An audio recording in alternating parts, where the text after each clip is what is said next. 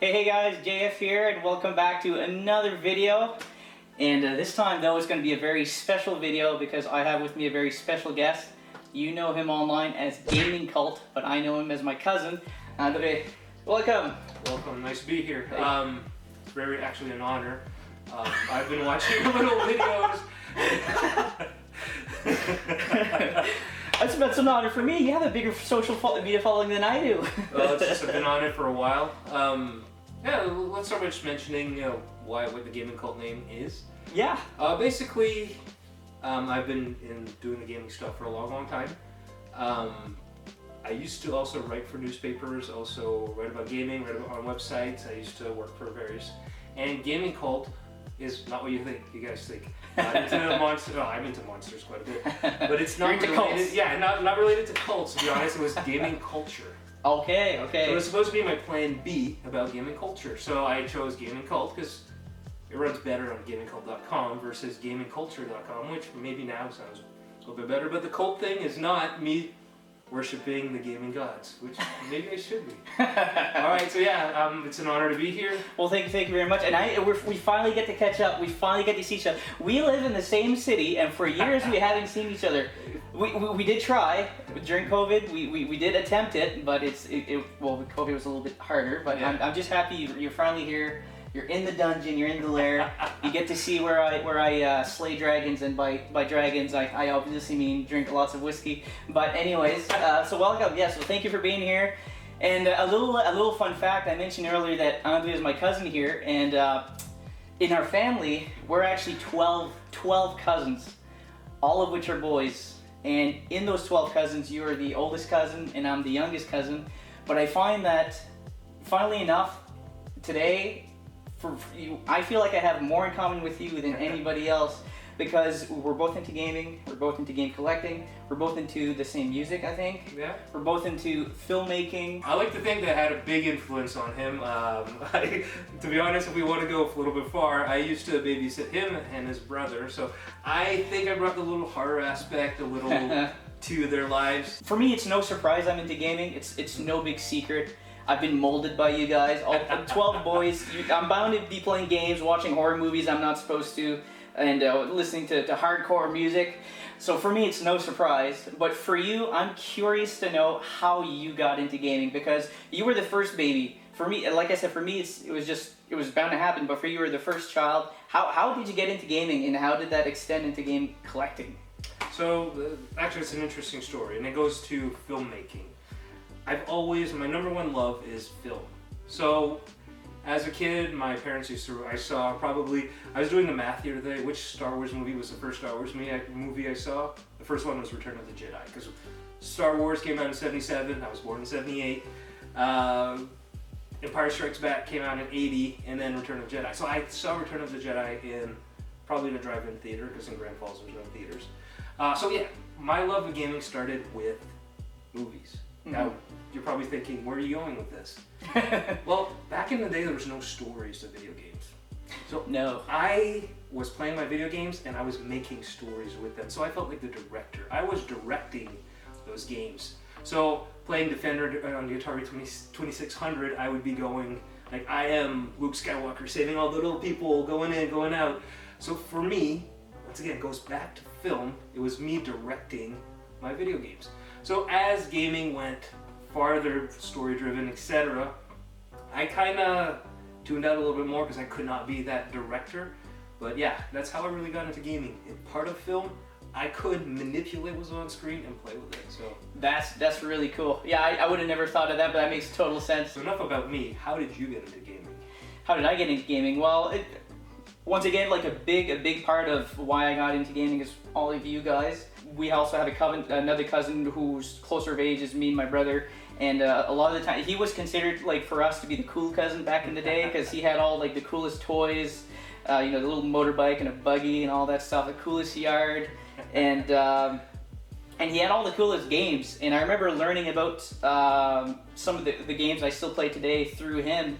And that was definitely a big influence on me. And also just playing, I just enjoy playing games. It's fun, it's relaxing. It feels a little guilty now that I'm an adult, but I still Yeah, I don't know. It's just playing games. I just love it. We might as well talk a little bit about what our favorite consoles is before we move on to top 10 games. I don't know about you, but for me, I have a guess of what yours might be. But for me, my favorite or my most influential console has to be. It's going to be the Sony Ps1.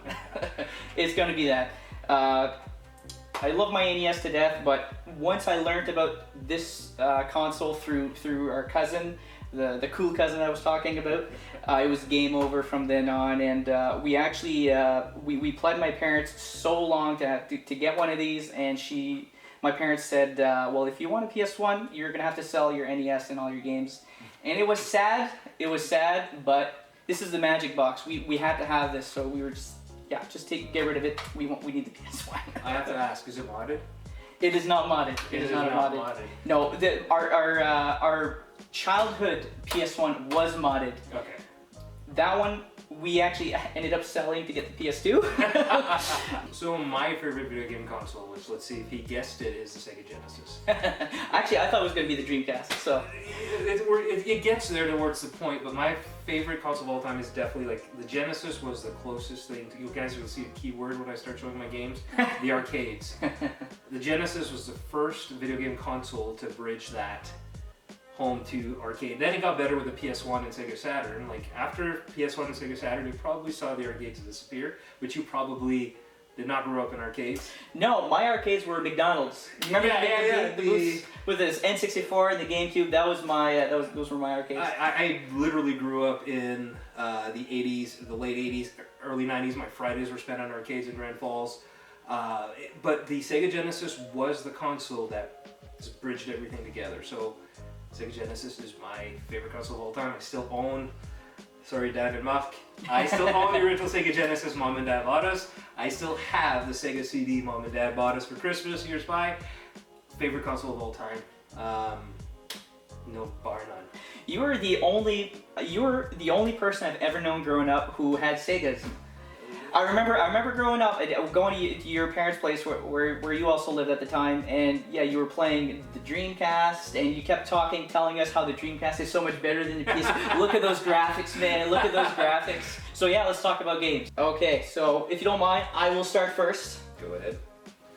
So I was trying to find every excuse in the book not to add this one in my collection, but really, I couldn't find those excuses. I just enjoyed it too much and played too many hours, and that's Black Ops, Call of Duty Black Ops. This one was a bit of a toss-up. A lot of the games are a toss-up between one and the other because I just went with one per franchise. But this one here, this one was a toss-up between this one and Modern Warfare 2. But I decided to go with this one because I have more fond memories of this game, especially with the zombie mode. And the zombie mode was just a lot of fun, very addicting. It was the first game that I ever remember buying downloadable content for to get more zombie maps, which I think was the first time I ever bought anything digitally for a game, period. So, Call of Duty, pretty great. Modern Warfare was awesome too, but for me, yeah. Which one was the first one that had the zombie mode? I think it was the World War II. It was, the World War, Call of Duty World at War is what you're thinking of. Yeah. This one. I've never played World at War, but I'm pretty sure they made it better with this one here. And then they made it way worse with Black Ops 2, and I hated it. Alright, so let's kick off with my first game.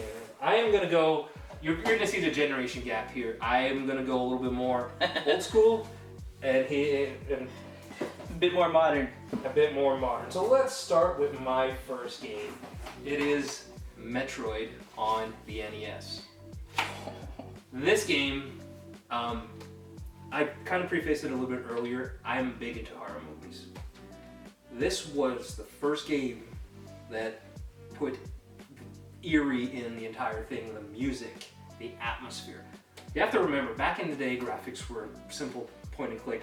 This game had the music, I was literally playing Aliens, and I saw your live stream of Aliens. Oh God. That was how I was back in the day.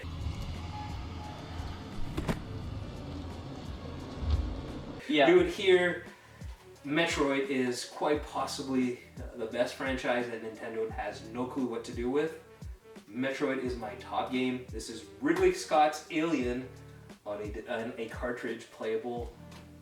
I highly suggest this. So that's my first pick. Did you get lost a lot playing through it? Oh yeah. I had gaming magazines, the famous Justine Bailey code, which would put Samus in outside of her suit, and you'd be able to go in. But yes, I did get lost. It was kind of the nice thing about the game is that you could, and when you'd unlock that next level, it was amazing. They made it better with Metroid Zero Mission on Game Boy. I almost brought in Zero Mission instead of this, because Zero Mission is the best version of this. But I just decided to go with the original, and I put all my dates here. So this came out in 1987. Damn. I probably played it in 88 or 89. Metroid, amazing. Yes, sure. Yeah, my first ever Metroid experience was Metroid Fusion on the Game Boy Advance. I don't know if you ever played that one. And then I recently bought Metroid Dread and beat that one, and I don't know if you've tried that one yet. I still haven't. No? There's one thing about me is I rarely buy day one just to save money on. Yeah. So next stop for me, so it's going to be Medieval on the PS1. Growing up with a ton of cousins, I was being shown horror movies when I wasn't supposed to, and I was being shown horror games that I was too scared to play myself. This was one of the first games that was horror oriented, but that I could actually play because it wasn't as scary. And this is by far one of the most Halloween games that you can ever buy. It's got pumpkins, scarecrows, it's got zombies, it's got everything you would want. And we didn't own this copy growing up, me and Sly. It was our cousin, our cool cousin that had it. And I remember the first time we ever saw him play this game, it was at their camper in Alma Lake Alma, which was a camping site that we would frequent during the summertime. And when I saw that for the first time, I was just like, man, this is such a cool game. And to this day now, I play it mostly on the PS4, but I chose the PS1 version because that's the one I have most nostalgia for. That's the one I grew up playing. The PSP version, I've never played it. I do have a copy of it, but I don't have a PSP to play it with. I buy PSP games, but I don't have a PSP. And the PS4 one, I mean, that's probably the superior version these days. But I did experience some bugs in the PS4 versions that I never experienced on the PS1, which is kind of weird. But yeah, for me, the PS1 version Medieval is in my list for sure. And I'll be honest, I've never played Medieval. What happened is we'll probably talk about this a little bit more. Is that actually the PS1 came out when I was in high school, so. Hardcore Sega guy, always hated Sony. I really got into Sony probably in 2015. Okay. It took you a long time. Actually, I'm gonna take a step back. I got into Sony with the PSP. So I'm big into handheld stuff, so I bought PSP day one. So I'm gonna take a step back. That's when I actually got into Sony. Okay. So PSP is around 2003-04. I remember when you got into PSP and you showed us one Christmas at our grandparents. You showed us Silent Hill Origins. Man, I thought it was super cool. But I never got into Medieval. I have it. I got the PS4 version, and I also got the downloadable version on PS3. I want to play it because of you guys, but it's in my backlog. Aha, yes. Awesome game. So my second game. You're going to start hearing a lot about the word arcade in here. One of my favorite memories of the arcade was Double Dragon. Okay. Sadly, the original Double Dragon game did not age well. Except the NES one is still very playable. Okay. But if you go in and play that original Double Dragon game, I am sorry. I know there's a lot of hardcore people that love the original Double Dragon. At least on consoles, it did not age well. Doesn't play well. But my favorite Double Dragon game is Double Dragon 2. I still play this game to this day. If I want to just chill out, I'll play several levels of this. Double Dragon 2 is amazing, especially the NES version. I'll be honest, I've never played the arcade version of Double Dragon 2, but the NES version of it, there's just something about it, the music, it's amazing. This brings so much memory, so I had to drop in a Double Dragon game. If you've never played Double Dragon 2, do yourself a favor, go grab a copy. It's very cheap. It's one of the cheapest NES games, but it's probably one of the best NES games you can put your hands on. And for those of you who don't know, Double Dragon is a beat 'em up game, right? Right, Beat 'em up exactly. game.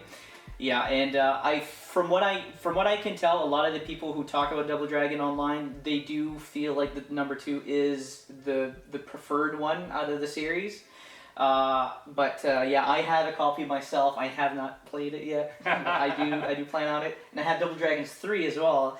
That one's the worst. That's the worst. Okay, Yeah. I'm missing the first one, and I need to pick that up. But yeah, The first one has the classic music. If there's anything like, if you like putting ringtones on your phone, the first one has the best ringtones on your phone.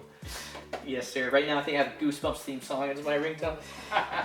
We have Bioshock. Oh. So for those of you, so this is the game that I've been most recently streaming online, and if you're watching me stream this online, I've never played this on PC. Okay, I'm really bad on mouse and keyboard for this game. It looks like I've never played it before, but I promise you, this is one of the games I've played the most of on the PS3, and I've planned them in on the PS4, but the PS3 version is the one I have most nostalgia for, so that's the one I picked. I remember the first time I saw the trailer for this game on TV, back when there's trailer for video games on TV, and I had no idea what it was, but it intrigued the crap out of me. Like, it looked like such a weird, intriguing game, and I wanted it. But then I found out it was Xbox 360 exclusive, so I wasn't able to play it for a couple of years, I think I want to say, before they had finally released it on the PS3. And then as soon as I saw it, I bought it, and I played through it, loved it, and played through it multiple times afterwards. It's a first-person shooter game, and it's like, it has the horror element to it, which I love. I mean, like, I thought this was a scary game the first time I played through it, but all the other times it's just kind of like a shooter to me now. Anyways, Bioshock, that's gonna be my pick for number 3. I actually have to say the story about this game. I loved Bioshock. I made it to, I finished it. I made it to Frank Fontaine, which is if you played the game, what happens is the people in Rapture get brainwashed by Frank Fontaine. I think it's Frank Fontaine. Yes, yeah. It is. And they go against Andrew Ryan, who is the founder of Rapture. Mm-hmm. So I got to Frank Fontaine, I beat him. I knew when I got to Andrew Ryan, I stopped playing. I could not finish the game. No? I did not want to finish the game. I loved it so much, I did not want the game to end. So I only finished it 2 years later. I got that. It's so hilarious. I'm ready to finish the game. So you literally grab a golf club, and you swing at Andrew Ryan, and it's over. So you found out about the twist 2 years later, or did you find out about the twist? No, I knew about the twist because I beat Frank Fontaine. Okay. Yeah. Then I made it to That's Andrew right. Ryan, Yeah. and then I'm like, I can't finish the game. This is one of my favorite games on the Xbox. Sorry, Xbox 360. Ah, how dare you. And I just couldn't. So I put the game on pause. I'm the same way for Fallout 3. I still have one DLC that I've yet to finish. Okay. And I have played the entire game. Did not finish that DLC. It's the Alien one. Okay. I maybe in 2022 it's the time to go back on the Xbox 360 and finish that. But Bioshock, amazing pick. I have to ask, did you harvest the girls or did you save them? Okay, yeah, The no, sisters? I knew about the little twist that if you did not harvest them, but I obviously harvest them and it was quicker. One thing though, the first battle. Obviously? Yeah. You're the first person I've ever heard to do that. I knew it, and I'm like, I'm gonna be the opposite and just go in and harvest. I'm learning things about you. This is like a personality indicator there. I do believe that the first time I fought the Big Daddy, I beat it. Now, once again, I'm sticking to the NES. So I remember we talked about this, and you said you try to guess my games. Are your Oh guesses? yeah, I forgot. Okay, so what my guesses were for you, in your generation, I would say probably Street Fighter 2 and one of the Sonic 2 or like. You're gonna, it's in there. Okay. So you're not too bad. Yes. My next game is Castlevania 3. The best of the 3. The best of the 3. I had a hard time. I'm one of those strange guys that likes Castlevania 2. Well, some hate it. I don't know why. Like, people like Symphony of the Night, but then they go back when the first game that introduced this whole mechanic isn't. I know why. It's because people watch the Angry Video Game Nerd's video and then they just automatically hate it because of that. But even he'll say it's a good game. Little story about, I'm going to say a little story about each of them. This is Dan, this is not your copy. I think we were together when we bought this at the pawn shop recently in Grand Falls. Well, recently as in like 4 years ago. Quick story about this one. Dan got this copy came out in 90, so Dan got it and his birthday in 91. Dan is, I'm not going to say too much of his age, but he's born in January. Mm-hmm. So he got this copy a few months after it was released. So I remember I'm in junior high, probably grade 7, grade 8. And I told this guy that, hey, yeah, we got this. Maybe Dan got it for Christmas. So I told this guy we got this. And the guy was like, you're freaking lying. Wanted to beat the crap out of me. Like, you don't own this game, blah, blah, blah. And where are you now, buddy? Where are you now? But yeah, no, this game is amazing. It's got Dracula, it's got Frankenstein, it's got the whole... I wonder how Konami got the rights to the Universal Monsters. But, I wonder that too. That's a good question. So my last NES pick is Castlevania 3. That's awesome. That was the hardest game for me to find out of the 3 on the NES. The second one, or the first one was pretty hard. Simon's Quest, you find it usually everywhere. But that one was really hard for me to find. And I don't have too much experience playing the NES. Castlevania's for me was Symphony of the Night on the PS1. But yeah, man, that's a pretty awesome pick too. And I don't know if Symphony's in your list. You can stop me now if it is. It's not. Okay, so Symphony is another one of those games I don't want to finish or go because I love it so much and I don't want it to end. I always want that game to be on pause in my life. How long has it been on pause for? Holy crap! I got the PSP in 2000. Just before the game, I don't care about the green versions, the greatest hits. I don't care about that. You know why? And I'm going to say right now. The greatest hits versions have the patches on them. If there's a bug, people listen. These are the ones you should be collecting. The greatest hits ones. Why? They're patched. They are patched. Forget the day one releases. Get those freaking greatest hits. Anyway, back to the story. Original question is it's been on my shelf. I played half of the PS1 version, then it came out on Xbox Live Arcade. Played 3/4 of it. And now it came back out on PS4, and I bought it so many times. Like, I've got the greatest hits version. I got it in a Dracula X bundle on PSP. Every time I just get 3/4 in when I'm too close towards the end, I'm like, I can't. This is amazing. So I don't care starting from the beginning, but it's getting towards the end. I don't want. But then I heard there's the background, the mirror levels. So maybe it's time for me to go in, beat the hell out of Dracula, and just stop at the mirror level. See upside down. No. This is what I suggest we do. We make a YouTube video series of you finishing all the games you couldn't finish, and then just watch you cry at the end of every video. Yeah, we could do that. I would love that. I think you guys would love that too. Let's do it. All right, I'm gonna switch to my next game here, and that's going to be Spyro Year of the Dragon. That's one because I've recently watched one of your videos. Oh, I don't know if you can see because of the reflection here. Hello, yeah. Spyro Year of the Dragon. So, this is a very fun game, and if I can think of one word for this game, it would be variety, because unlike the other 2 Spyro games on the PS1, you get to play more than just Spyro as a character. You get to play more than just Spyro. You get to play all the other characters, and there's all the characters have different ways of playing them. They all have different speeds, different way of fighting baddies. And also all of the levels, man. There's so much variety in levels and what you can do. You can skate, you can race, you can do a whole bunch of different things. And as a kid, this game is it's fun from beginning to end. It never gets boring. It never gets dry. And all of the characters all have their unique personalities. They're all fun, and they're all fun to play. That's the main thing. They're all fun to play. It's not like I play Spyro, and then there's a portion of the game where I have to play the kangaroo, and it's not like I'm thinking to myself, oh, I don't want to play the kangaroo. I'm thinking to myself, yes, I get to play the kangaroo, or yes, I get to play the monkey again, or the Yeti. None of them are boring. So, yeah, so from beginning to end, this is just an awesome game. And I chose the PS1 version over the PS4 version again, because that's just what I played growing up. And yeah, all the levels were great. I still say to this day, the water mechanics of this game is probably, my theory, what paved the way for like water mechanics from then on, because the water mechanics for this game, being in the water, is just, it feels so good. It feels so real. And yeah. And once again, I have not played this game. However, the PS4 version is on my radar. My daughter, who's going to be 9 shortly, is into gaming, and I thought it's time to go into the Spyro series fresh, get that trilogy, but I heard from you the second, and the second's not that great. The third one. So this is the third one. The second one is alright. I just don't have any nostalgia for the second one because I never had it growing up. The first one is good, but the first one is the one where if you touch water, Spyro can die. Okay. I think they stopped that from the second and third on. But yeah. Yeah, I'm definitely going to visit this series shortly because it's on my list of games to play with my daughter.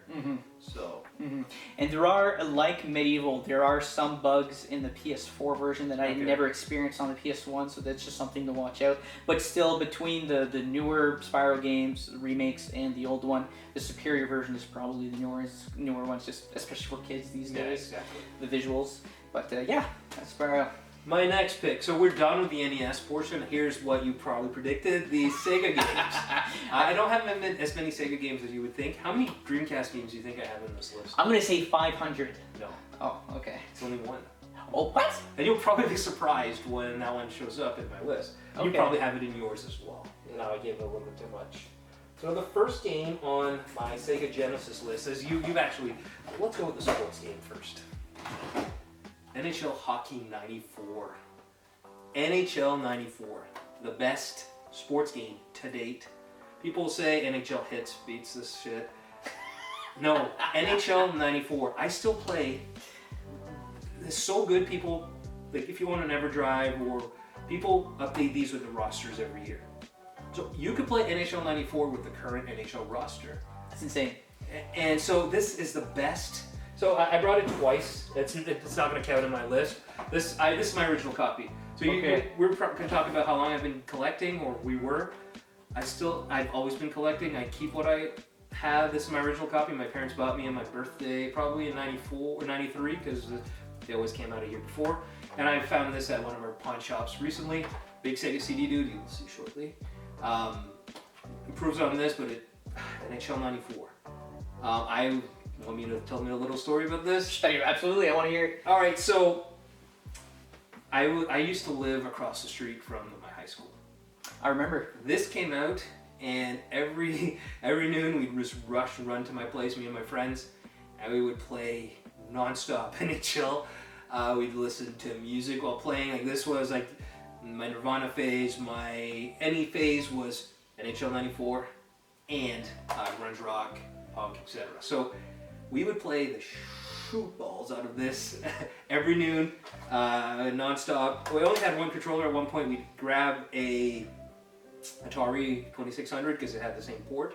Ooh. So we would be able to, the button was only one button, it was for the pass. So we'd find a mechanic so you could still score with a pass, but it was amazing. It was so hard to do, but it was still fun. So one of my favorite games of all time is a sports game. The other one that's one of my favorite games of all time that's not in here, NBA Jam. I was just gonna say, that's what I thought. Yeah, NBA Jam to this day, this would probably be one of the only arcade one-up that I would buy, unless I could get an original arcade PCB. I've got the 32X version, which 32X, we'll talk about that one shortly. Close to the arcade, not as much. I heard the PS1 version is pretty close to the arcade, but yet plays longer. So yeah, two favorite sports games of all time that have aged very well are NHL 94 and NBA Jam. Next stop for me is going to be Resident Evil 4. So this one was a bit of a toss-up between Resident Evil 4 and Resident Evil 2. But this is the first Resident Evil game that I actually had the balls to play. I remember specifically watching my cousins play Resident Evil 2 on the PS1 back in the day, and my brother, we had rented it one time, and my brother was playing it, and I was watching him play, but I was too much of a baby to play that game. I only played it way later. This was the first Resident Evil game that I actually personally played, and when I did, I absolutely loved it. I played through it maybe five or six times to get all of the special weapons and stuff. And it's a very fun game. My first exposure to this game was at our cousin's. I'm saying so many cousins. I'm gonna say his name, cousin's Louis. His house. That was the first time I ever seen a Nintendo Wii, first of all, and they had this game, and I was just blown away by the Wii first and by this game after, and I just had to have it, so I bought it for the PS2. And yeah, it's a really fun game. There is an escort part of the game where everybody hates the escort missions, where you have to try to escort an AI from point A to point B. But this game, the AI of the president's daughter who you're escorting it's actually not that bad at all. It's not very frustrating at all. One of the scariest monsters I remember was in this game, and that's the Regenerator. Awesome game overall. And was this, okay, maybe you can tell me this. Was this the first over-the-shoulder game? Yeah. It was. Okay, so that's what I thought.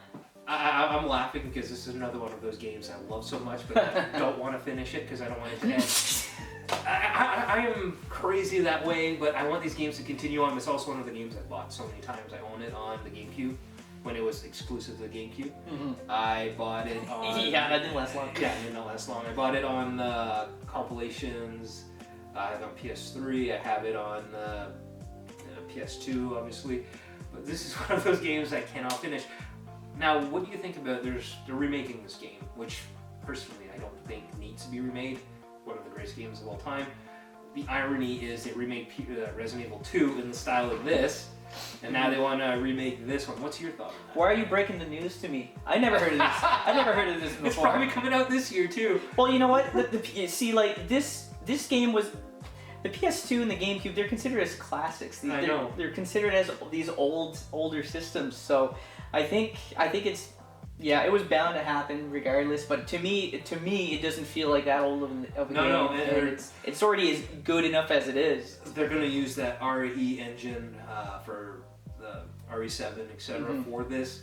I personally don't think unless you guys see a retro gamer. This is towards the end of what I consider retro gaming, but Resident Evil 4, not on my list. There's another one in there. Ooh. I think I know which one it is. Yeah, it's my only Dreamcast one. So I do know what it is. So yeah, I love this game. Never finished it simply because I just don't want it to end. So yeah, I also got on Wii U that waggle stuff. I thought it would be crazy. I thought I'd hate it, but you know what? It felt like a mouse cursor at the time. It was more agile with the Wii version. So Resident Evil 4, amazing pick. If you guys want to see him finish games on my channel while I record him, put it down in the comments, because I would love to just sit down next to you and watch you play games too. Like honestly, like that would bring me back. That would be cool. You know, yeah, we could do the couch co-op stuff. But you know what would be really cool? This just came out on Oculus Rift. Ooh, I did not know that either. Yeah, and VR. Sly? Not remade, but it's this version. That would be great to play this in VR. That would be pretty exciting. Although that's what I thought about Skyrim, and that was not very good. Or Resident Evil. I don't know if it's Resident Evil 7? Biohazard? Yeah, the one that has the... I did play that one VR off and on, and that was one of the most scariest epic experiences of my life. I've been told. Yeah, so that is a very good VR game. That one was meant for VR. All right, so my next pick is probably the pick you've guessed. Going back to the arcades. Before I take it out, at one point, like I said, I was an arcade person a lot. I would go in every Friday. We would spot to get drunk. I would get there, we'd be drunk, like underage drinking at arcades. Remember, we used to tell our parents nothing happens there. We were lying. Anyway, long story short is I thought at the time arcades were stale. Then this game came out. Street Fighter 2. For us folks that were in the arcades, this was the game that changed everything. This made arcades cool again. This game, anytime there's a compilation, I pre-buy this game. This version is not actually that great, but as I was mentioning earlier with the NHL 94, this is one of those games people have gone back and fixed everything that was wrong with it. This has terrible voice, terrible colors. The Genesis was known, if you compare it to the Super Nintendo, had a lower color palette. So this is one of those games that people have corrected. If you guys want a good version of Street Fighter 2, and you have an EverDrive, get an EverDrive. The Pyron hacked version of this is amazing. It's closer to the arcade, colors are matched, the voices have all been fixed. The Street Fighter 2, quite possibly. I recently posted on Instagram, this is my favorite game of all time. I have so many memories of it. The back stores in Grand Falls, they had this place, probably too young, there was a Tabaji right across the street from, I'm dropping names from people who don't know Grand Falls, across the streets from a certain spot, and then... It's a banging city. Yeah, banging city. I go in the back and there was a pinball machine in Street Fighter.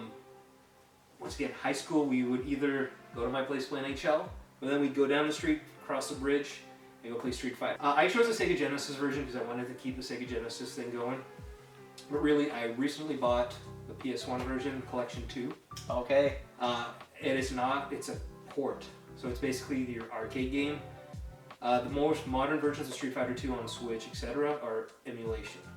So if you want, they're expensive. Buy the collection ones on PS1 or Saturn. Saturn's way more expensive than the PS1 version. But Street Fighter 2, one of my favorite games of all time. Possibly my favorite game of all time, simply because I still play it once a week. I've been playing it since like '92. I suck at those games, but I love it. What character would you play? Right now, yeah, Ryu. Ryu.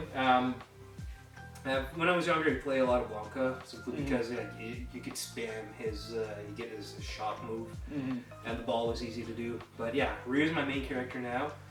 I'm slowly getting into Ken, because there are like mirror versions of Ryu, but Ryu. Yeah, let's go with the debate. Let's say the French way. Ryu? So my only N64 game in my collection. Great. N64. So you told me before you came here, you told me that the gamers of your generation usually do not like the N64. For me, I don't care much about the N64, but that's only because we skipped it. We went from the original NES to the PS1 and then PS2, PS3. My most fond memories of the N64 is our neighbor used to have an N64 and we would play Pokemon Stadium at her place, which was just an absolutely amazing game for me back then. Is that your pick? No, it's not my pick. It's not my pick. And then also we mentioned about McDonald's. We would play, me and my brother would play N64 on those cruddy controllers that all the kids touched. I was actually working at McDonald's when they put the displays in. Cool. I worked at night to set up the displays with my brothers. We for that night, their new Nintendo product. I remember all three of us decided to let's go help build these N64. That's cool. That's cool. You helped build my childhood. That's awesome. But like once a month, I'll go on eBay and see if somebody's selling it for decent. I would love to have a kiosk somewhere in the house. I bet they're still downstairs at the McDonald's, and I bet they're sitting somewhere in a closet. I would love that. We should go and do a video, like game hunting video. Next time we go to Grand Falls, we're gonna go to McDonald's, have the camera, and let's go talk to the owner and see if they still have N64 kiosks over there. And while we're there, we might as well sample all of their burgers. Gross. So for me, it's Mario Party 3. So I can tell you know nothing. Yeah. So Mario Party 3, there's a ton of them. There's a ton of Mario Party games. There's 4, 5, 6, 7 on the GameCube. There's 3 on the N64, and there's a bunch more on the Wii, whatever. I stopped it at 7. This game for me came up in, I think it was in my late teens, early 20s. A good friend of mine out of high school, he was a big Nintendo guy. Like, he was a Nintendo guy, and he had introduced me to Mario Party 3. And this was the party game, like not Mario Party game as in like drinking, getting drunk. Nice. And just playing this game. Can I see your copy? Sure. Okay, I'm a little disappointed because one thing I like looking at is the labels. Sometimes at rental stores. At first, I used to remove them. Yeah. But now, like, I love seeing rental store stickers, so I've kept it on my games. I actually have a few of my games that are the games I bought at the rental stores and I kept. That's cool. Metro, Grand Falls. Yeah. I still have a few of those. But I just grabbed this copy because I saw the label, and I was like, oh, which rental store is it? Grand Falls, Fredericton? Because I know you lived in Fredericton for a while. Good while. So I was like looking at that, and I'm like, a little disappointed. It's the price. I know it's the price, but I like to keep the prices because it'll tell me, like, see, like a regular $110 for fucking. Yeah. And I bought it in 2020, so it gives me the date of when I bought it, and I like to keep it for that reason. My nostalgia for N64 is tied to those wrestling games, NWO versus. There was a lot of WCW. Yeah, the last one for the WCW series. I did not play the WWE version, WWF at the time versions, simply because Dan had the copy of it. So anytime I go to Grand Falls, I was in college at the time, and he was there, I would play on his N64 and 1080 snowboarding. Quite possibly the best snowboarding game ever. That is a very good snowboarding game. And Star Fox. Star Fox 64. Star Fox is great. Star Fox is great. So those 3 games are my... To be fair, there's a lot of great games on the N64, to be fair. And this one is, to me, by far the best out of all of the Mario parties. Don't you nod your head. This is by far the best Mario Party out of all of them. The maps are the greatest in my opinion, and so are the mini games. And yeah, when I think about this, I think of the smell of alcohol, weed, everything combined, and just an amazing time. You know Nintendo messed up when the only time Samus from Metroid appears is in Smash Brothers. Nintendo, the 64 sucks because you forgot about Metroid. Yeah, a lot of people are upset with that. I'm still holding a grudge. I would have bought that console if you guys would have released a Metroid game. I only bought the GameCube for Prime. I didn't know this, but apparently there's two separate fan bases for Metroid. There's the Metroid Prime fan base and then the original 2D Metroid fan base. So you obviously are part of the original. Both. You're both? Yeah, I'm in both camps. Okay, you're both. I have Metroid Prime 2 multiplayer. That is my alcohol and weed version of it. I was a little bit older at the time, so probably in my early 20s. I go to one of my friends' places and we would just play Metroid Prime 2 multiplayer nonstop. What game do you have for me to see? Alright, let's go let's go with the Sonic game. Okay. The best Sonic game ever. You like those big cases? I love them. I wish they were in my collection, to be honest. Sonic CD is quite possibly, not quite possibly, it is the best Sonic game. Personally, my daughter's now favorite Sonic CD game because I just pushed it on her to be. This game is amazing. It's like religion. You're just pushing it on you. Yeah. This is not my childhood copy. I disappeared. But yeah, Sonic CD. What can I say about it? It's the different Sonic game. What they tried to do something different with it. There's a time travel mechanism. You go in the past, future. You go into the past to fix the future. No other Sonic game has this. It's amazing. They're coming out with a re-release actually this month. If you haven't experienced Sonic CD, you do yourself a favor. If there's only one Sonic game you want to try, this is the one. Sonic Mania is close number 2. Sonic Mania. I hear a lot of the time Sonic 2 is a lot of people's favorite as well. And for me, as somebody who's who's played very few minutes of Sonic, I haven't played too many of it. How do you play it? Do you just make him go and you just watch Sonic go through loops? No. It's your amplified It's just like a roller coaster. You just watch him go through some stuff. Sega had blast processing. Nintendo couldn't even do that speed. So you had the blast. Great marketing. So they were able. It's such amazing. And you can play it slow. You can play it fast. There's no timer limit. So get that Sonic compilation. Let's get you to do a review. Buy it when it's cheap. Mm-hmm. We'll sit on that couch and we'll play Sonic. And I want to hear your opinion on Sonic. My favorite game is Sonic Unleashed. I heard it's one of the worst. I'm just gouging. So this is the other game for me that I have good memories playing in my teenage years, and that is, and I had mentioned in my other video, that is Elder Scrolls V Skyrim. Have you ever played? You've never played Skyrim? No. I know. Okay. I own a copy sealed on Xbox 360 simply because it's in my backlog. Probably means I'll never play. But yeah, when you ever do get a chance to play it, I highly suggest it. I chose the PS4 version simply because it's got the extra mods that you can add.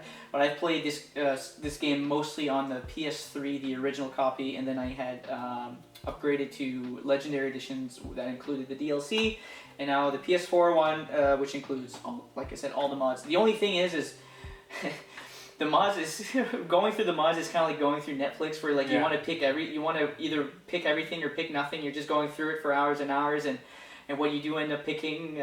Sometimes the mods, when you put them together, they don't work together, so it bugs out the game, and eventually at the end of the day, you just get tired and you don't want to end up playing the game anymore. But so that's the only downfall of having the mods. But yeah, it's an awesome, extremely awesome open world fantasy game. You got your dragons and you got your draugrs and you got your magic and you got your moonshine, aka skooma. And yeah, so many quests to go through, and it's just an awesome adventure game, and it was great for when I was a teenager. Yeah, good memories playing Skyrim. And I'm really excited, yet really worried about Elder Scrolls 6 because Bethesda's been doing some weird things. And this is such a highly regarded game that anything that might not be as good in Elder Scrolls 6, people are probably going to trash it. It's similar. What you're talking about is similar to Fallout 3 to Fallout 4. Fallout 3 is quite possibly the best Fallout game, but for some reason they fumbled with Fallout 4. It should have been the better game, but they just fumbled. So. I hear the best one is New Vegas. That's what yeah. New Vegas is one I don't want to finish. I have a problem. we're gonna have to fix work that. On that. The new web series. We're gonna finish it. We're promising so much content right now. This will. Did I join your channel also? So my next game is probably the worst version ever created of this game.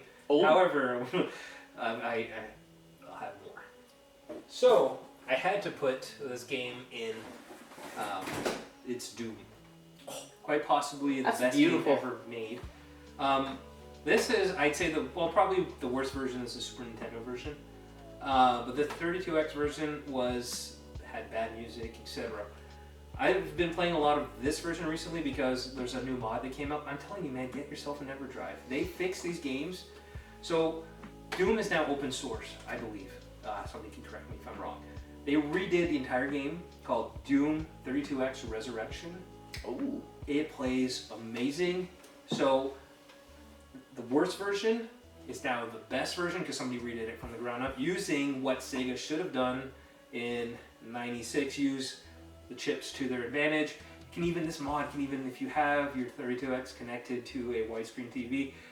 Anyway, long story short, probably one of the best games of all time. Mm-hmm. I know this is old. My daughter would probably say this looks like Minecraft. But there's a reason why people still play this. This is quite possibly the most game-changing game ever made. And how wrong can you go? Like, I'm a horror movie fan. This is freaking monsters on Mars. So the games you're playing now are because of this game, so I had to include it in my list. Made by a small team of people too. Yeah. So Doom 32X, amazing. The worst to best. You being a fan of Doom and being a fan of horror movies, how did you feel about Doom the movie with The Rock? I actually went to see it in theaters. It was one of the worst movies. All right, next off for me is this is gonna be another game that you're just probably gonna be like, I don't care about this. It's gonna be Jak 3. Never played one game in the series. No? Okay, well that's funny. So this one was another toss-up between Jak 3 and Jak 2. Jak 2 was my introduction to the Jak games. It was a very dark game, and I much prefer the storyline of Jak 2. But I went with Jak 3 just because, just gameplay-wise, was a lot more variety in it. You had your dark side, your dark powers like a Jak 2, and then you had your light side, your light powers like a Jak 3.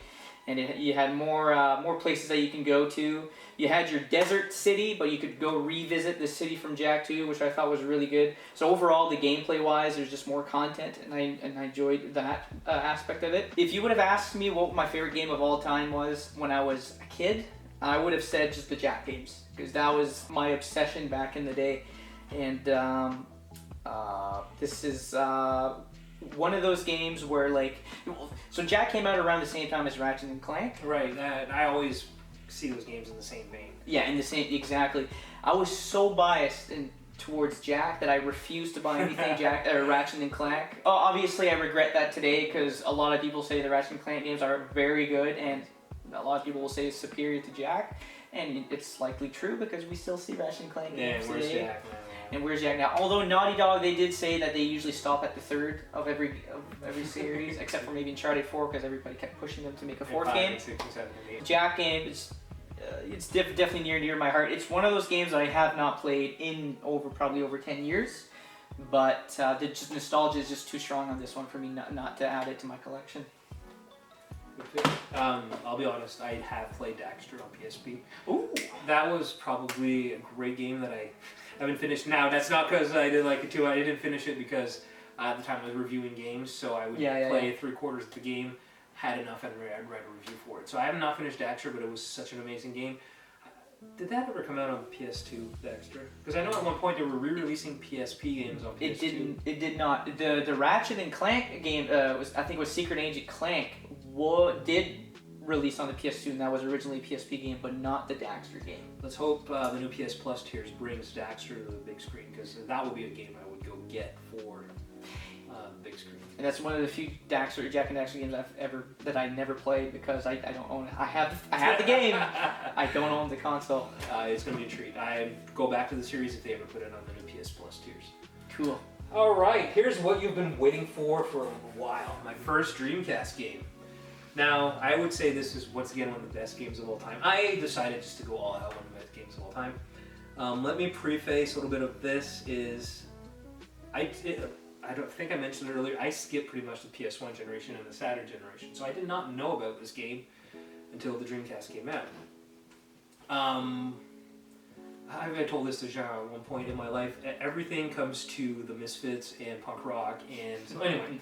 All around it goes back to that. It always goes back to that. So, I'm not going to go off tangent a little bit too much, but in '99 I got the Dreamcast a few days before it came out because I was talking to this guy at the Home Zone in Woodstock, New Brunswick. I went there late, I wanted to buy the new Misfits album.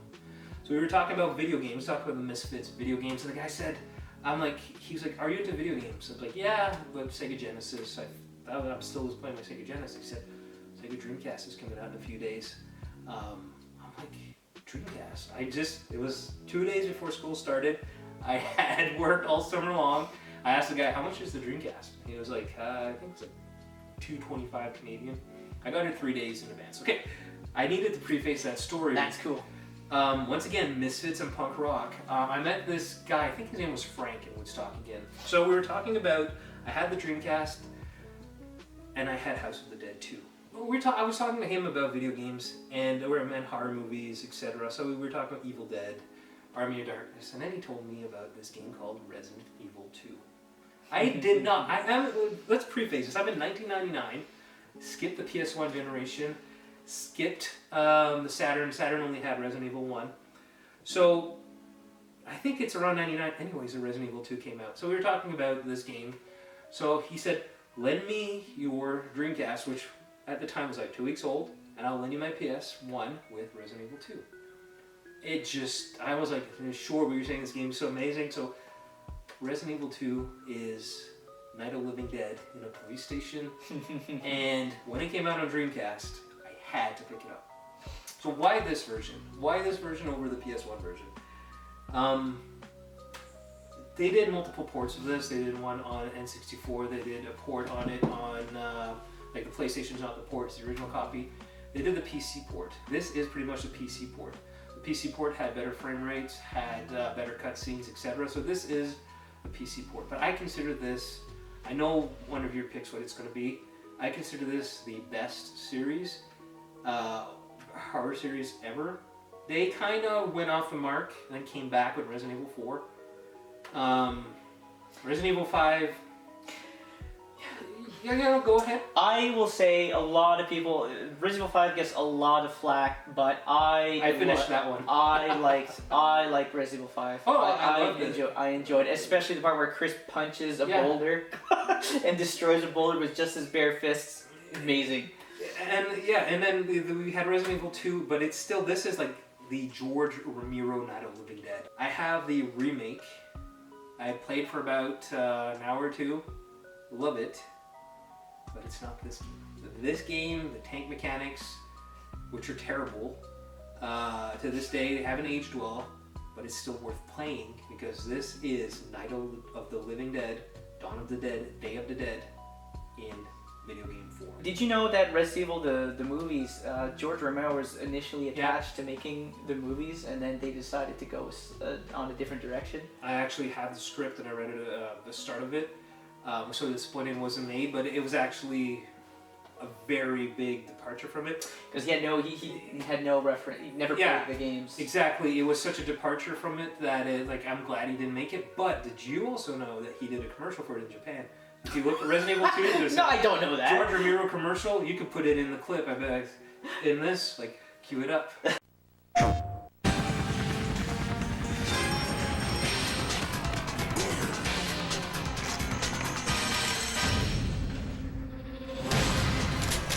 Biohazard 2. PlayStation. And can I also have to make a confession.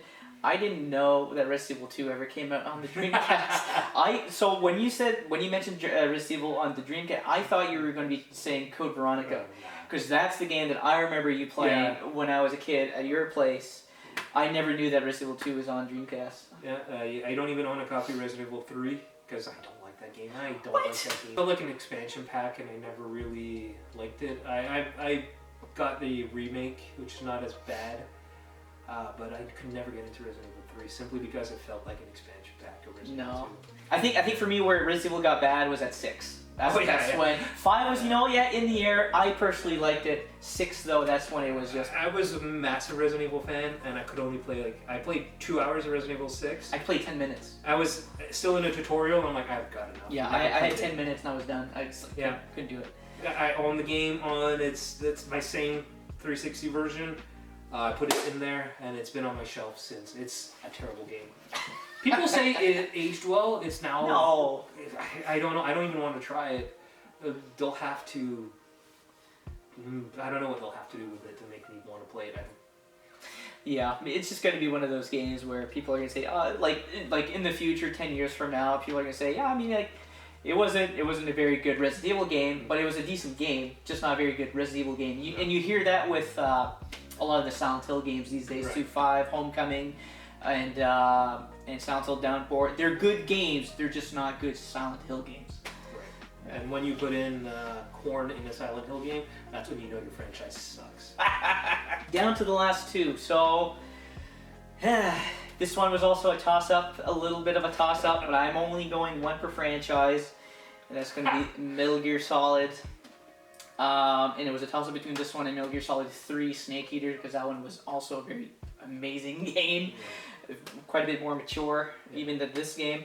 But what can I even say about Metal Gear Solid? It's just I as a kid I would have never thought that stealth oriented games would be fun, but this game is amazingly fun, and it's all about stealth, it's all about story, it's all about cutscenes. Hideo Kojima is known for his first cutscenes. And it's a fourth wall breaking. What other game has done that before than Metal Gear Solid? I think Metal Gear was the first one, I would have to say. You got your Psycho Mantis reading your memory card. Memory card. You got the codec number that you can only get in the back of the case. That doesn't get mentioned at all in the game. You need the case to know the codec number. Just the voice acting is amazing. David Hayter is my Solid Snake. He will always be my Solid Snake. John. Hey, everybody, it's a Solid Snake. Quiet. Now listen close, because I'm only gonna say this once. Never mind that celebrity from Metal Gear Solid 5. A lot of people don't. You know who David Hayter is? Oh, yeah. He's a writer for he was a writer for Hollywood. He wrote X-Men 1 and 2. Right. He was also attached to make the Lost Planet movie on PS3. I don't know if you ever heard of that. Oh, yeah. Yeah, but back in the day, that was cool for hearing that. I knew nothing about the game, but hearing the movie coming out with David Hayter attached, I thought that was the coolest thing. The movie never came to be, but anyways, yeah. As far as I digress, game wise, this is an awesome. The story is just amazing. It's just it's like reading a book, but in video game form. My experience with it. Remember when I first started, I mentioned that gaming was for me a way to direct my own movies as a kid. You didn't need to. This is probably where it stopped. This is an amazing game. I'm amazing in every sense of the form, but this is one of the first movie games. Basically, you were playing the movie. So Metal Gear, great pick. Haven't finished it, but the only reason I haven't finished it is I got it at the same time as the GameCube remake. Okay, yeah. And I was into the GameCube more at the time, so why go to the inferior version?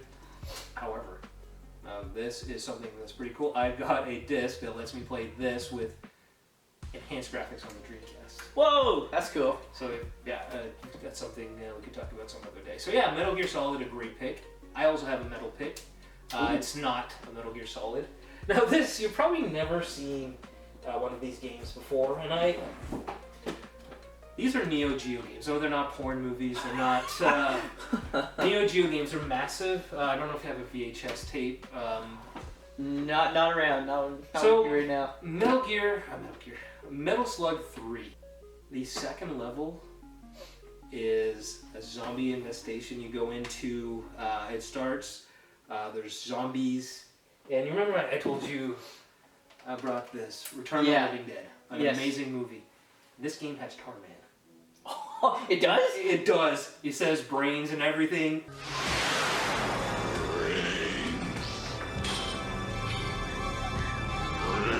This is a run and gun game. If you love Contra, those types of games, the Metal Gear Solid. Keep this in. The Metal Slug stuff is amazing. One of my favorite platforms. So if you follow me on Instagram, I'm massive into Sega and Neo Geo. I found out about this game in 2000. I put the dates on the back. 2004. At the time I was reviewing video games, I had forgotten about arcades because they had not existed in my lifetime since probably 97, 98.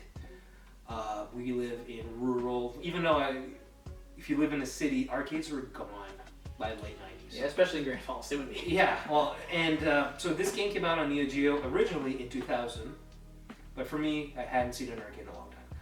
I first got a hint of this game for the Xbox, the original Xbox. They ported this game in 2004, and I got it for review. At the time I was reviewing games, and it knocked the socks right off of me. Best pixel art ever. Like, this is an amazing looking game. All Metal Slug games look amazing. But really, that second level, the song, the music, it's like great metal. While you're editing this, just put it in there.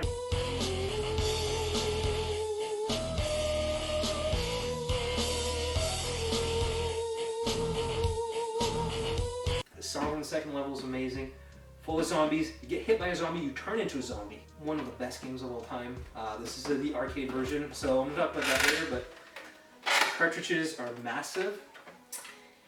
Massive. That's insane. 2 boards. This is the arcade version of it. I have an adapter to play these arcade versions on my home console, AES. Metal Slug 3. It's a must-have in any library. I'm telling you right now, get yourself a copy. We're going to play it together someday. A great couch co-op game. Amazing.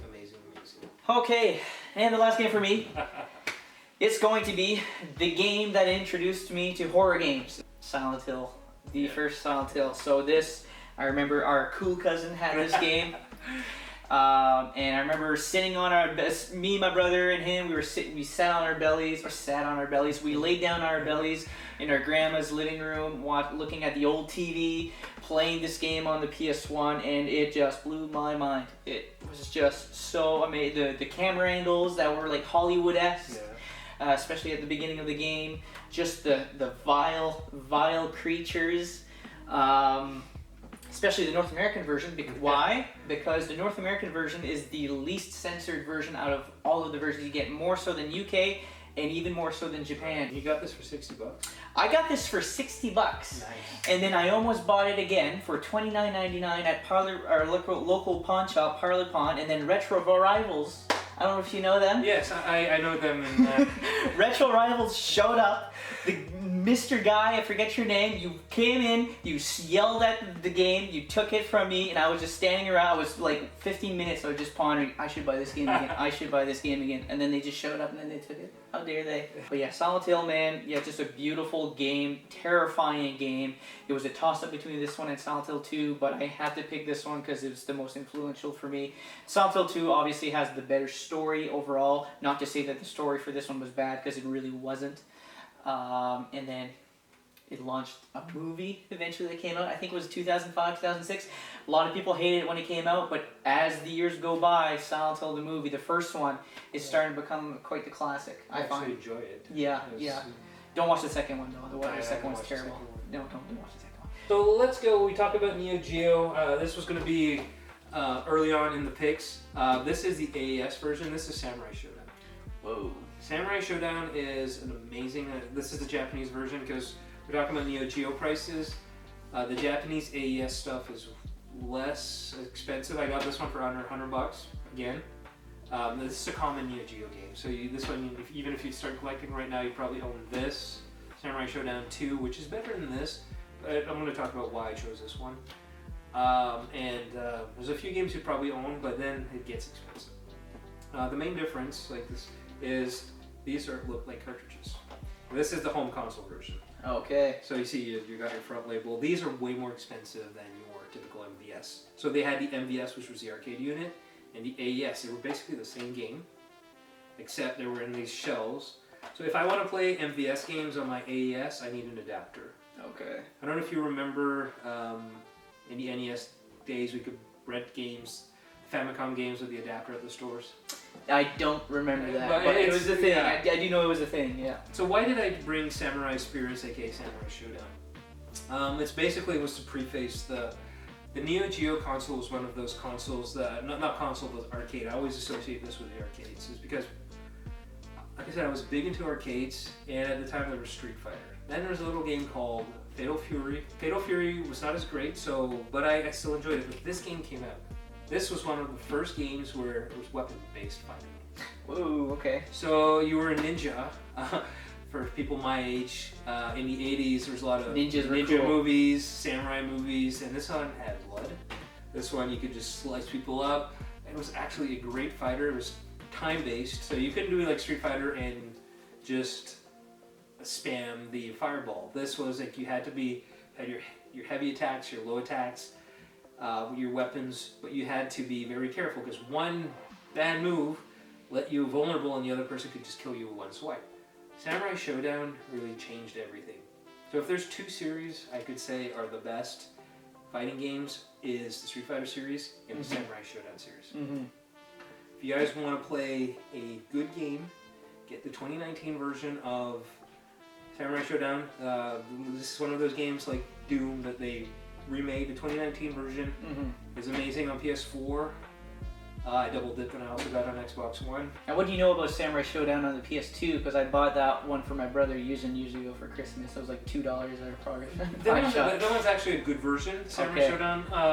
There's no input lag as much. That one is it's a very good version because you have them all. Yeah. You don't have the new version, the 5 Special, which is out in the most recent compilation. That's the thing about these games, people re-release them non-stop. Yeah. So there's this missing Samurai Showdown 5, but yeah, that compilation is actually pretty good. So good pick, Sly. I hope you still play it. It's amazing. I don't know if he ever did.